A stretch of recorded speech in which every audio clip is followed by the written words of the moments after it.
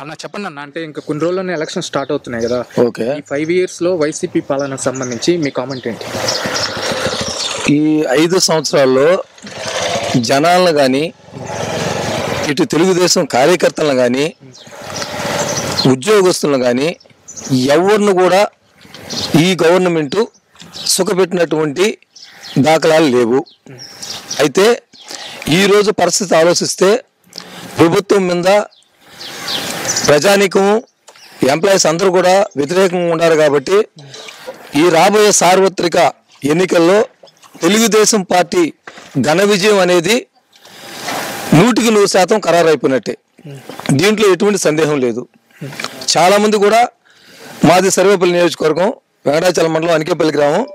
మా నియోజకవర్గంలో కూడా చాలామంది మా నాయకుడు Telugu Desam party polit bureau member, మాజీ మంత్రి సోమిరెడ్డి చంద్రమోహన్ రెడ్డి గారు ఓడిపోతారని అదొక రకమైనటువంటి బ్యాడ్ సంకేతాలు పంపిస్తున్నారు. అయితే 4 సార్లు ఓటమి పాలైన మా నాయకుడు ఈ సర్వేపల్లి నియోజకవర్గాన్ని కాసుకొని ప్రజలకు అన్ని విధాల అండదండగా ఉంటున్నారు. కాబట్టి ఈరోజు అఖండ మెజార్టీతో మా నాయకుడు చంద్రమోహన్ రెడ్డి గారిని సర్వేపల్లి నియోజకవర్గ ప్రజలు గెలిపించేదానికి సిద్ధంగా ఉన్నారు. ఈ సార్వత్రిక ఎన్నికల్లో మా చంద్రమోహన్ రెడ్డి గారు విజయం సాధిస్తారు. అలాగే చంద్రబాబు నాయుడు 100% ముఖ్యమంత్రిగా ఈ రాష్ట్రాన్ని అభివృద్ధి చేసేదానికి ప్రజలు ఆలోచిస్తున్నారు. కాబట్టి ఈసారి తెలుగుదేశం ప్రభుత్వానికి పట్టం కడతారనేది 100% కరెక్ట్.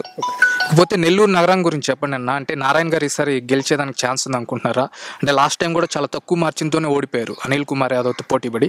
ఈసారి పరిస్థితి ఎలా ఉండబోతుంది అనుకో? నారాయణ గారు చాలా సౌమ్యుడండి.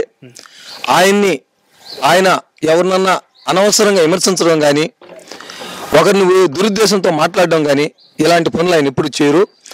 ఆయన ఉద్దేశం అంతా మనకు ఇచ్చినటువంటి పదవికి మనం న్యాయం చేయాలి, తద్వారా ప్రజలకు కానీ నియోజకవర్గానికి కానీ ఉపయోగపడాలి అనే ఒక ఆలోచన ఉన్న వ్యక్తి. కాబట్టి పోయినసారి పొరపాటు చేసాము, వైసీపీని గెలిపించాము.